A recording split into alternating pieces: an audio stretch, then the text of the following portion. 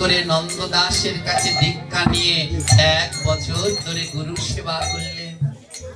1 বছর যখন পূর্ণ হতে আর মাত্র 7 দিন বাকি, ভক্ত নন্দদাস জপ করতে বসেছে, আর উঠছে না। হীরাবাই বলছে এবার আমার রাজার কাছে যেতেই হবে, নালে গুরুদেবের কলঙ্ক রয়ে যাবে। হীরাবাই ছুটতে ছুটতে রাজার কাছে গেলেন। রাজা মশাই, রাজা মশাই বলছে তোমায় বড় চেনা চেনা লাগছে, কোথায় দেখেছি? রাজা মশাই 1 বছর আগে দেখেছেন, কিন্তু এই রূপে নয়, এখন আমি মালা তিলক করা। 1 বছর আমায় আগে দেখেছিলেন। কে তুমি? আমার নাম হীরাবাই। হীরাবাই, তুমি নন্দদাসের স্ত্রী না? না না, আমি নন্দদাসের স্ত্রী না। মেঘনাথ আর বিনোদ নন্দদাসের জন্য আমায় পাঠিয়েছিলেন ওর নামে নিন্দা করার জন্য, আমি তার স্ত্রী না। রাজা বলে এতদিন কোথায় ছিলে? তার চরণের কাছে থেকে ভজন করেছিলাম।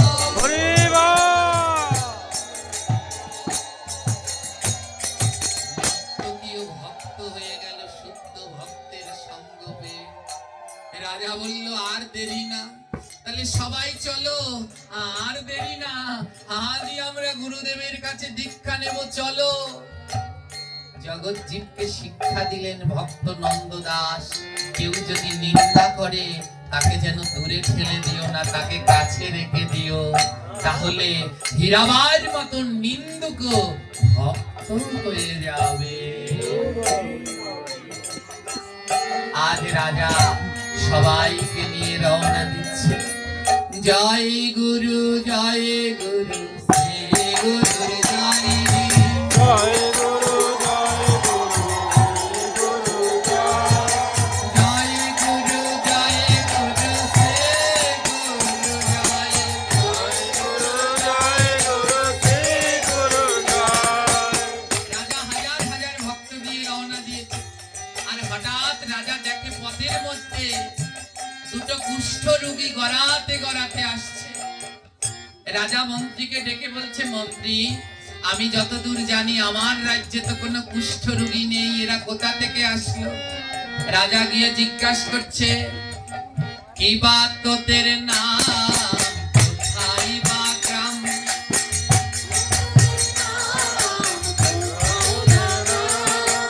এই কুষ্ঠ রোগী, তোদের নাম কি, কোন গ্রাম থেকে এসেছিস? কুষ্ঠ রোগী 2 বলছে, নন্দদাস মেঘনাথ মোরা 2 জন।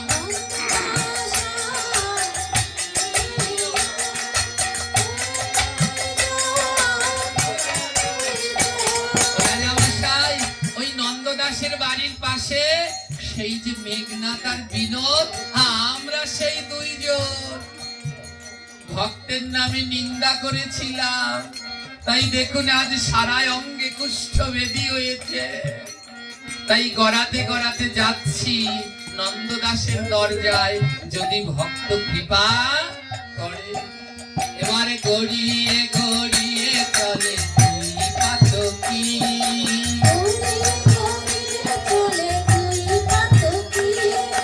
ভক্তগণ বদনে বলে হরি হরি। এবার হরি হরি বলে বলে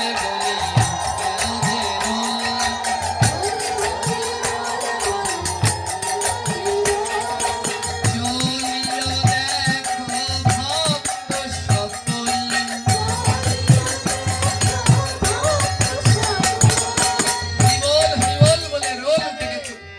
সমস্ত ভক্ত সকল চলছে। আর সবাই গিয়ে দেখে ভক্ত নন্দদাস গোবিন্দের শ্রী বিগ্রহের সামনে বসে জপ করছে। 2 শিষ্য লবঙ্গ আর কুসুম বলছে, গুরুদেব আজ 7 দিন ধরে ওঠে না, খায়ও না, কিছু বলেও না, গোবিন্দের বিগ্রহের সামনে বসে শুধু জপই করে। রাজা হাজার হাজার ভক্তদের নিয়ে লাইন দিয়ে বসেছে। ওই মেঘনাথ আর বিনোদ যারা বৈষ্ণব নিন্দা করলো মা, তাদের গায়ে কুষ্ঠ রোগ হলো। নিজের ভুল বুঝতে পেরে ওই ওই ভক্তের ওই আঙিনায় তারা গড়াগড়ি দিল,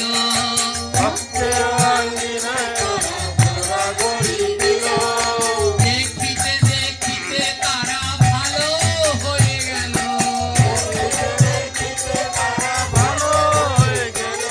এই ভক্তের ধুলা যদি লাগে পাপির গায়, সর্ব পাপের খণ্ডনী জামি অনিশ্চয়।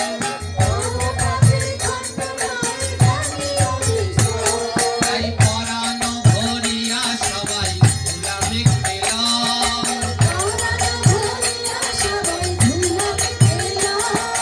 যদি পারো গো মা আচল বাঁধাল।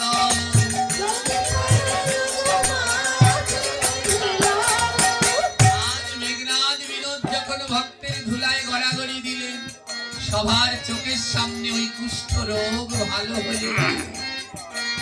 আর চারদিকে উঠিল দেখো ভক্তের জয়,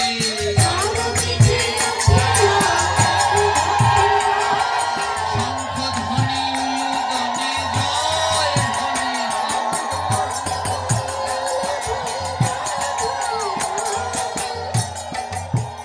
অবাক, হাজার হাজার শিষ্য করেছিলেন নন্দদাস, কিন্তু শিষ্য রইলেন কয়জন? তিনজন, যারা গুরু নিন্দা শুনেও গুরুকে ত্যাগ করে যায়নি। এবার সবাই এসে লাইন দিয়ে বসেছে, গুরুদেব দীক্ষা দিন দীক্ষা দিন। কিন্তু গুরুদেব নন্দদাস এমন ভজন করতে বসলেন আর উঠলেন না। হাজার হাজার ভক্তবৃন্দ দেখলেন নন্দদাসের সামনে একটি দিব্য আলো এসেছে। দিব্য এক আলো, আলোর ছটা দেখা যাচ্ছে। সবাই অনুভব করতে পারলেন নাকে সুন্দর এক ঘ্রাণ, চর্মে আভাস করতে পারলেন মৃদু মৃদু বাতাস। বুঝতে পারলেন এ কোনো সাধারণ ঘ্রাণ নয়, এ আমার গোবিন্দের অঙ্গকান্তি ঘ্রাণ। এ কোনো সাধারণ বাতাস নয়, এ আমার গোবিন্দের মৃদু বাতাস।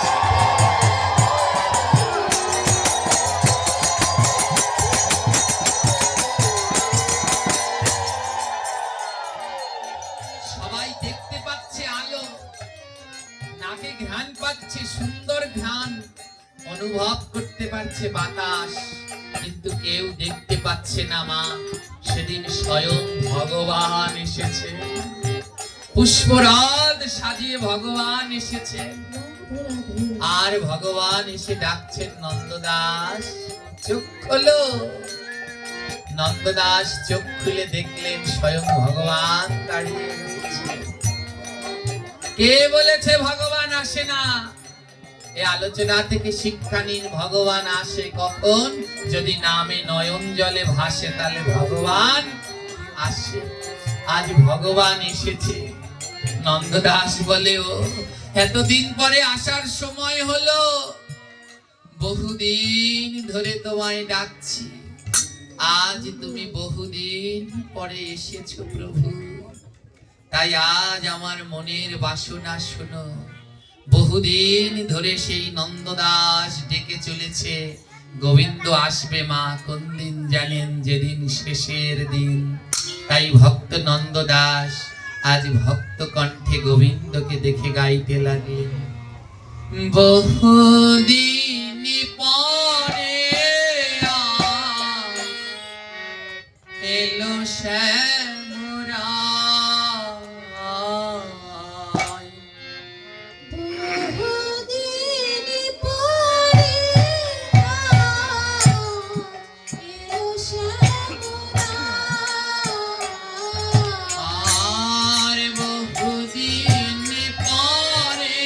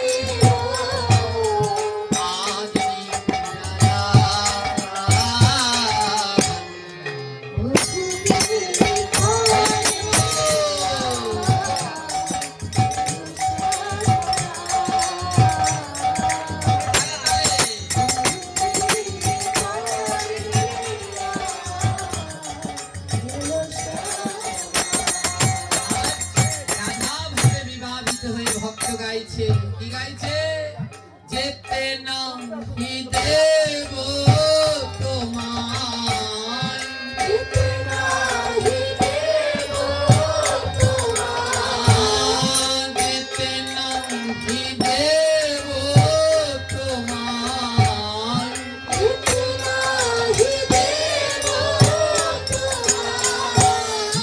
আর মথুরা বহুদিন পরে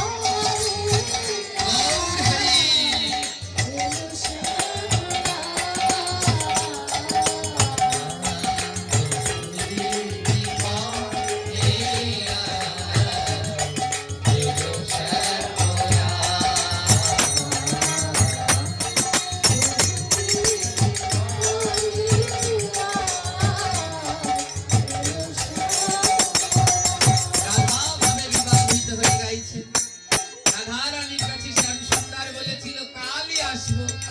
আমি একবার মথুরায় যাই, কালই আসবো। তাই রাধা রানী আজ বলছে সেই যে মথুরায় গেলে আর আসলে না, তাই বহুদিন পরে এসেছো, আর তোমায় মথুরায় যেতে দেব না। তুমি যদি একবার মথুরায় যাও আর আসতে চাও না। তাই চরণ ধরে গোবিন্দের কাছে বলছে, হে গোবিন্দ, ছেড়ে যেও না গো নাথ, ছেড়ে যেও না গো নাথ, ছেড়ে যেও না গো প্রাণ, ছেড়ে যেও না গো প্রাণ। হরি নাম গোপাল।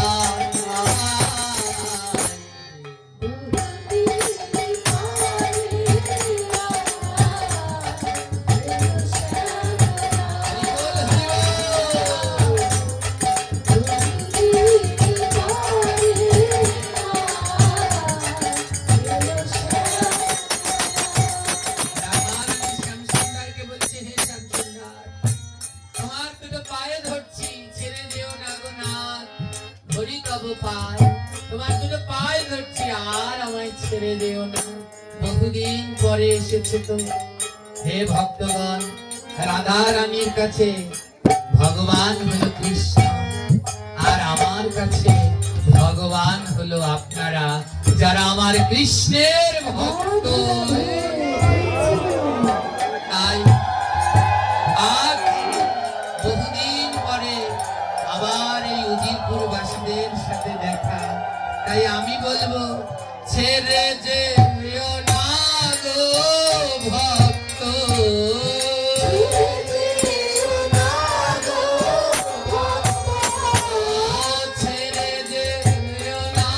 গো ভক্ত,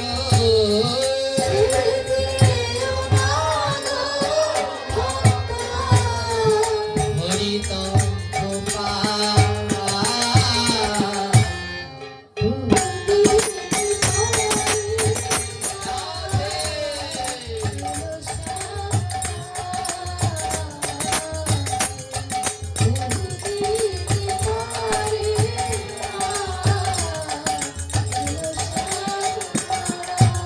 সেই মথুরায় গেলে বলে আসবে বলে আর আসলে না, যখন এসেছো তোমার দুটো পা ধরছি, আর ছেড়ে যেও না। গোবিন্দ বলে কি করবে? রাধারানী বলল কি করবো জানো? মন ভরে সাজাইবা, মন ভরে সাজাইবা,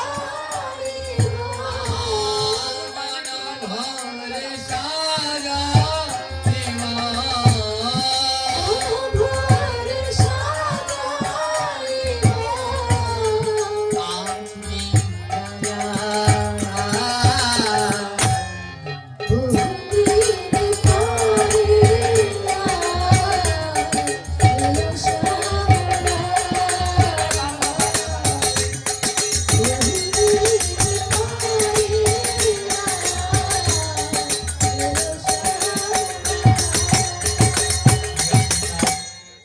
আজকাল এই আসরে উপবেশন করে আছে আমার জ্যেষ্ঠ গুরুজনগণ। এখানে আমার মামা আছে, আমার নিজেরই মামি আছে, দিদা আছে, আমার পরম প্রিয় কাকা আছে। এরা এই যে কাকার দুই কাকার সঙ্গে আজ এসেছি পিসি বাড়ি, মামা বাড়ি। কত বয়স জ্যেষ্ঠ গণ এখানে রয়েছে। আর শাস্ত্রে বলা হয় কোনদিন বয়স জ্যেষ্ঠদের কাছে, গুরুজনদের কাছে হরি কথা বলতে নেই, তাহলে অপরাধ হয়ে যায়। তাই আপনাদের সম্মুখে তো বলে ফেলেছি, এই সকলের কাছে আমি ক্ষমা ভিক্ষা চাইছি। যারা যারা আমার এই পরম প্রিয় রয়েছে সবাই আপনাদের চরণ ধুলো এই অদম সন্তানের মাথায় দিন, যেন আপনাদের চরণের ধুলো নিয়ে আপনাদের এই অদম সন্তান সামনের দিকে আরো আগিয়ে যেতে পারে। আজ এই প্রার্থনা এই বান্ধবদের চরণে রাখছি। এ জগতে সব থেকে কমল নরম হলো আমার গোবিন্দের চরণ, সব থেকে কমল হলো আমার গোবিন্দের চরণ। আর আমার গোবিন্দ বললেন আমার চরণের থেকে আরেকটা নরম আছে, ওটা হলো ভক্তের মন। আর আদ্যকার আপনাদের এই নরম মনে আমি কত কঠিন কথা বলে বেদনা দিয়েছি, তাই আপনাদের চরণে সকলার চরণে এই অদম ক্ষমা ভিক্ষা যাচ্ছে। আমার জন্য একটু প্রার্থনা করুন, জন্মে জন্মে যেন আপনাদের চরণের দাস হয়ে জন্মগ্রহণ করতে পারি। এটাই আমার মনের আশ, হই যেন ওই চরণের দাস। রাত অনেক হলো, এখানেই আদ্যকার আমাদের হরিকথার বিশ্রাম দেওয়ার সময় হলো। আজও মা আদ্যকার যেই আলোচনা আমরা শ্রবণ করলাম, নিন্দুককে কোনো সময় শত্রু ভাববেন না, পরম মিত্র। এ কোনো গল্প কাহিনী নয়। আজও মহারাষ্ট্রে রয়েছে ভক্ত নন্দ দাসের মন্দির। ওই মন্দিরের একটা বিশেষত্ব কি জানেন?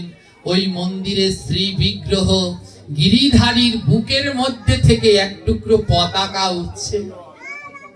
পাথরের বিগ্রহের বুক থেকে এক টুকরো পতাকা উঠছে। 100 বছর ধরে সেই সম্রাট আকবরের সময় থেকে এক টুকরো পতাকা আজও বিগ্রহের বুক থেকে উঠছে। জানেন ওটা কোনো পতাকা না। সবাই বলে গোবিন্দের বুকে পতাকা, ওটা কোনো পতাকা না। সেদিন গোবিন্দকে নেয়া, নন্দদাসকে নেয়ার জন্য আমার গোবিন্দ এসেছিলেন। গোবিন্দ এসে দুটি বাহু বাড়িয়ে দিলেন, দুটি বাহু বাড়িয়ে দিয়ে বলছেন কি, বহুদিন পরে এলো শ্যামরা, আয় বহুদিন আজ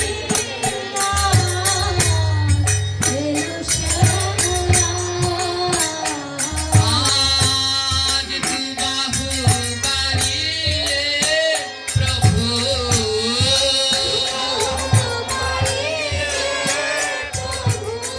ও তু বাহু বাড়িয়ে প্রভু।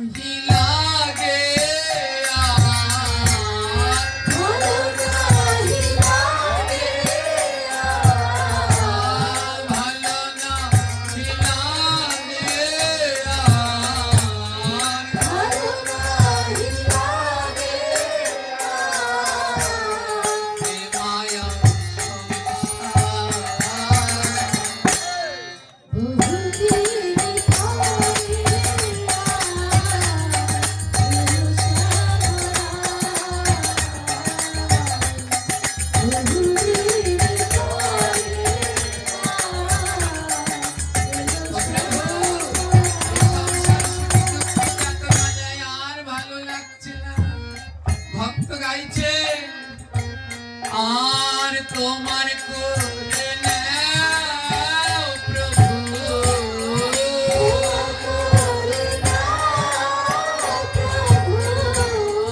তোমার করে নাও প্রভু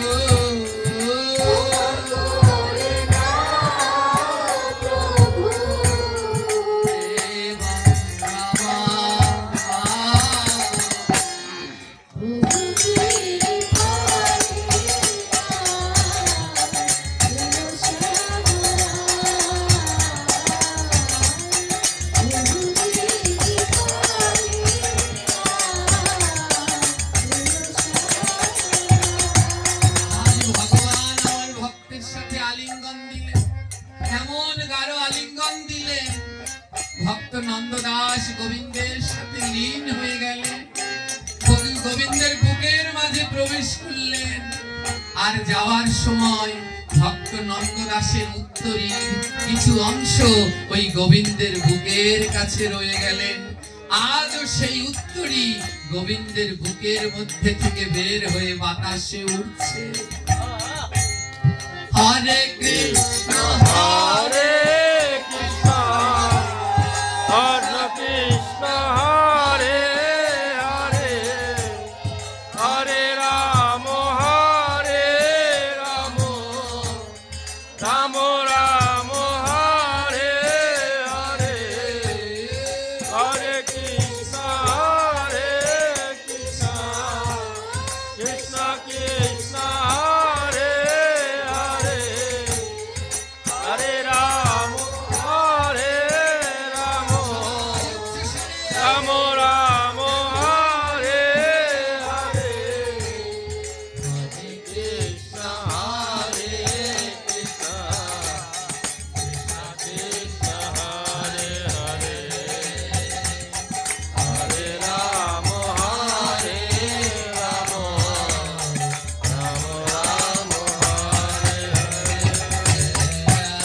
Hare Krishna, Hare Krishna, Krishna Krishna, Hare Hare, Hare Rama,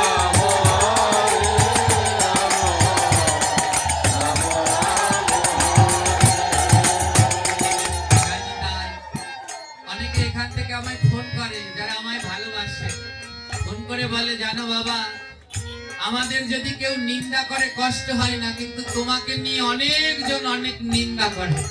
আমায় ফোন করে বলে তোমাকে নিয়ে অনেকজন অনেক কথা বলে, তখন আমার অনেক কষ্ট হয়। আজ একটা যারা আমায় ভালোবাসেন তাদের একটা কথা বলে যায়, যদি প্রকৃত আমায় ভালোবাসেন, যদি আমার নামে কেউ নিন্দা করে তাকে 10 বার প্রণাম করবেন। 5 বার করবেন আমার হয়ে, আর 5 বার করবেন আপনার হয়ে। যদি ওই নিন্দুককে 10 বার প্রণাম করতে পারেন, তাহলে বুঝবো যে আপনার ভালোবাসা প্রকৃত।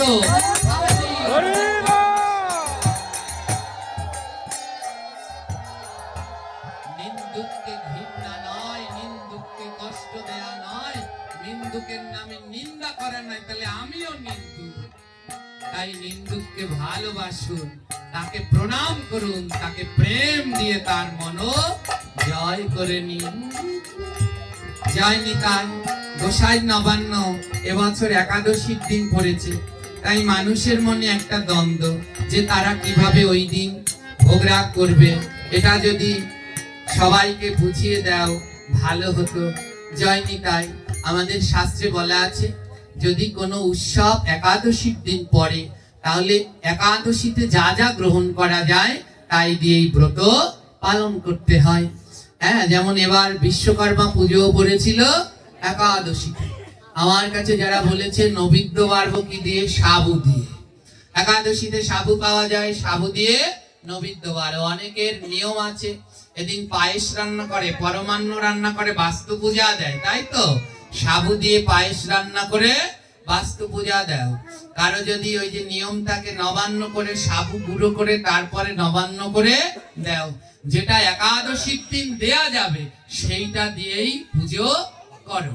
আর পরের দিনকে আবার একাদশীর পারণার দিনকে আবার চালের গুঁড়ো দিয়ে নবান্ন পিঠা পুলি করে গোবিন্দকে ভোগ দিয়ে এইভাবে পৌষ উৎসব পালন করুন। হ্যাঁ, কিন্তু একাদশীর দিন কোন রকমের চালের গুঁড়ো দিয়ে নবান্ন করা যাবে না, কোনো পিঠা পুলি পায়েস করা যাবে না। ও যদি করে দেন আপনিও মরবেন। হ্যাঁ, বলে ভগবানের কি ব্রত আছে? গোবিন্দ একাদশী করেছেন। গোবিন্দ আর গৌর কি আলাদা? মহাপ্রভু একাদশী করেননি। কৃষ্ণের হাতে বাঁশির মাথায় কি রয়েছে? মকর মাছ পাঠ করে শুনিয়েছি, একাদশীর প্রমাণ ভগবান নিজে করে রেখেছেন। তাই যে পঞ্চশস্য নিজেও খাবেন না, গোবিন্দকেও দেয়ার দরকার নেই। যেটা একাদশীর দিন গ্রহণ করা যায়, ফল সবজি সাবু, ওটা দিয়ে করুন, ওটা দিয়ে করে গোবিন্দকে দিন। পারনার দিনকে আবার ওই কি বলে নবান্ন পিঠা পুলি পায়েস ওগুলো দিয়ে আবার ভগবানকে দিন। এইভাবে উৎসব পালন করুন। সবাই ভালো থাকবেন। অধিক রাত্র হয়েছে, আদ্যকার আমাদের হরিকথা এখানেই বিশ্রাম। তাই যদি থাকে লেখা আবার হবে দেখা। যদি থাকে লেখা আবার হবে দেখা। তাই এইখানেতে বলে যাই সবাই দেখা ভাই ভাই। এবার নিতাই গৌর হরি বলো, প্রেমানন্দে বাহুবলো। বলো ধ্বনি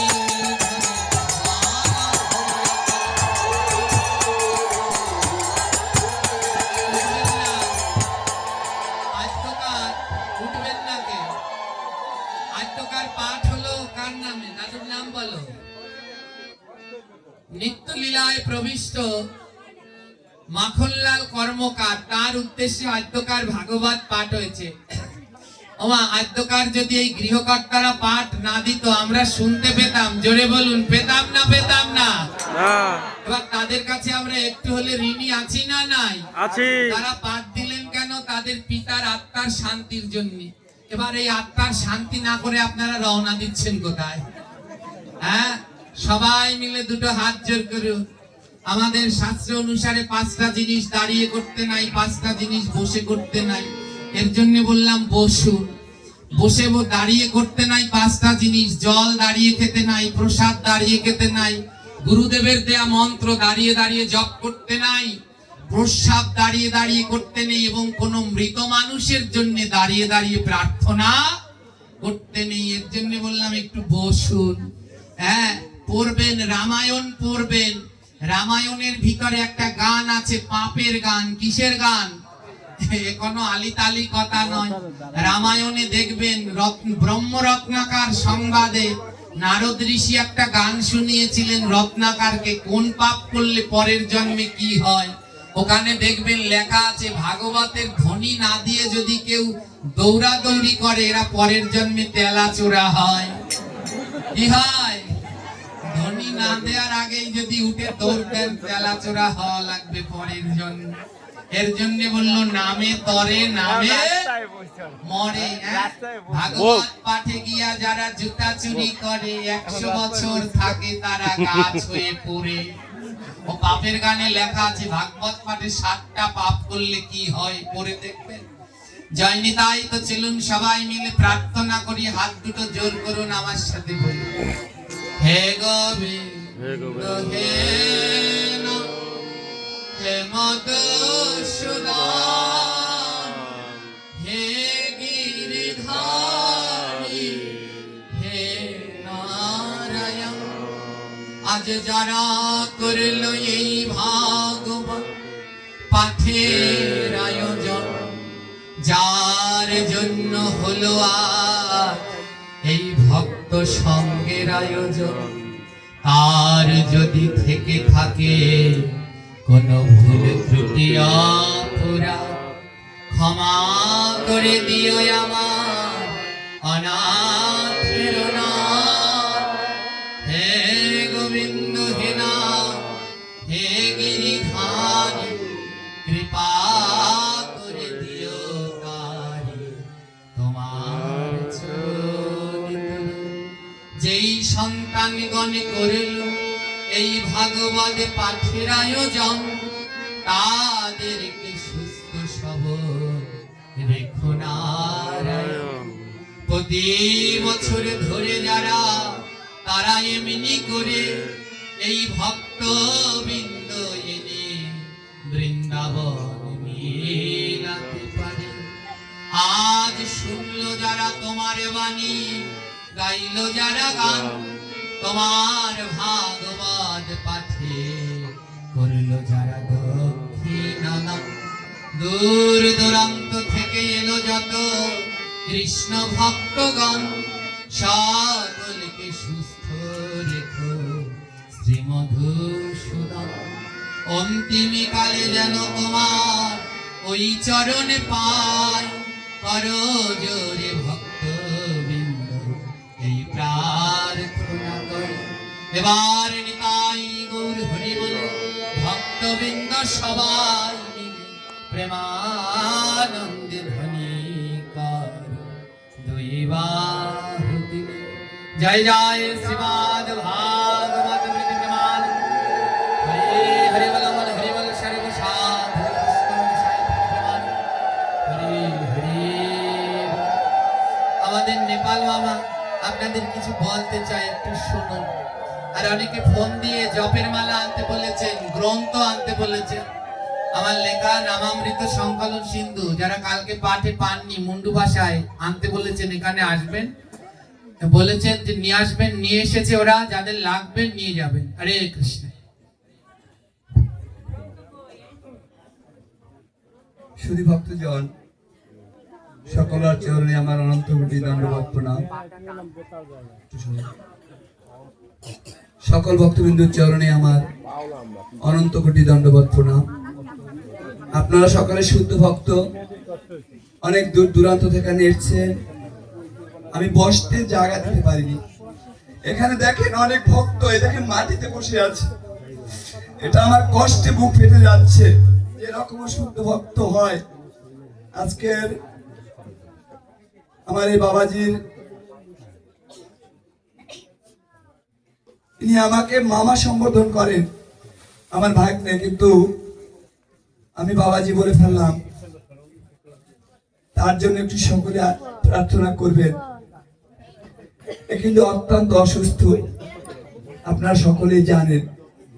ভগবানের চরণে, রাধারানীর চরণে একটু সবাই প্রার্থনা করবে যেন সুস্থ হয়ে আমাদের মাঝে এভাবে সকল জায়গা ঘুরে ঘুরে সকল ভক্তবৃন্দুর কাছে এসে যেন আমাদের আনন্দ দিতে পারে, আমাদের যেন সেই ভগবানের পথ দেখিয়ে দিতে পারে। এজন্য তার জন্য একটু দীর্ঘায়ু কামনা করবেন।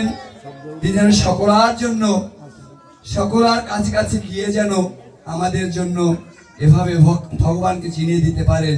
যারা আমরা নির্বোধ আছি, আমি অত্যন্ত নির্বোধ, কারণ ভগবানকে চেনার মতো যোগ্যতা আমি অর্জন করতে পারিনি। তো এরকম আমার মতো যারা আছে তাদেরকে যেন একটু ভগবানকে চিনিয়ে দিতে পারেন, এটাই সকলের কাছে আমার প্রার্থনা। আর আমি আপনাদেরকে ডেকে কষ্ট দিয়েছি, আমাকে ছোট ভাই হিসেবে সকলে ক্ষমা করে দেবেন। যতটুকু প্রসাদ সংগ্রহ করতে পেরেছি আপনারা সকলে একটু ভিতরে ঢুকে লাইন দিয়ে গেট থেকে দেবে, যারা এদিকে যাবেন পূর্ব দিকে বা উত্তর দিকে। আর যারা পশ্চিম দিকে যাবেন বাড়ির ভিতর থেকে, ওখানে আমার ভলান্টিয়ার থাকবে, তারা দিয়ে দেবে। সুন্দর সারিবদ্ধভাবে ঠেলাঠেলি করবেন না, আপনি প্রসাদ নেবেন। তবে মাদেরকে একটু আগে যেতে দেবেন, তারা যেন কষ্ট না হয় প্রসাদ নেওয়ার জন্য। সকলের চরণে আমার এই নিবেদন হলো। শ্রী গুরু জয়।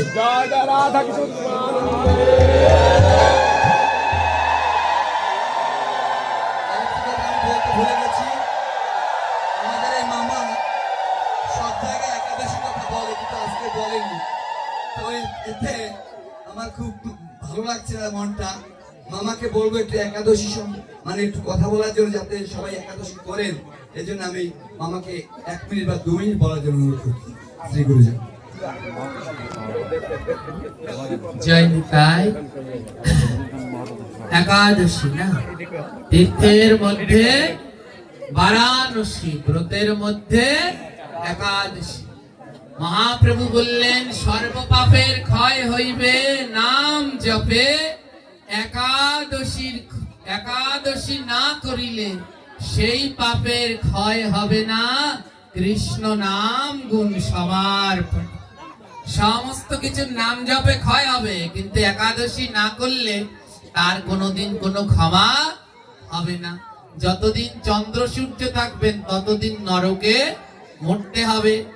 তাই সবার কাছে অনুরোধ, সবাই একাদশী করবেন, একাদশী ব্রত সবাই পালন করবেন।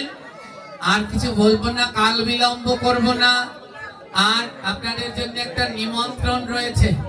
প্রতি বছর আমি যে আজ জায়গায় আমার জন্মস্থান, মাঘ মাসের 14 তারিখে শ্রী গোসাই চিন্তামণি গোসাইয়ের পাদুকা উৎসব অনুষ্ঠিত হয়। এবছরেও অনুষ্ঠান রয়েছে মাঘ মাসের 14 তারিখে। 13 তারিখে আপনাদের সকলের নিমন্ত্রণ। 14 তারিখে 64 মহন্তের ভোগরাগ রয়েছে, আপনারা সবাই অংশগ্রহণ করবেন। 13 তারিখ বিকাল 3টার সময় ভাগবত পাঠ করবেন মহাপ্রভুর বংশধর নির্মল মিশ্র। আর 14 তারিখে ভাগবত পাঠ করবেন দুপুর 11টায় বাংলাদেশের স্বনামধন্য ভাগবত বক্তা শ্রী অষ্টঙ্কর শত গোপীনাথ ব্রহ্মচারী। আপনারা সবাই মিলে চরণ ধুলো দিয়ে অংশগ্রহণ করবেন এবং যার যতটুকু সামর্থ্য রয়েছে, যারা আপনাদের কাছে ভিক্ষার জন্য যাবে, গোবিন্দ সেবায় যুক্ত হওয়ার জন্য, যে যে খুশি এই মহন্ত ভোগে ভোগ দিতে পারেন, ভিক্ষা দিতে পারেন। জয় নিতাই গৌর প্রেমানন্দে হরি বল।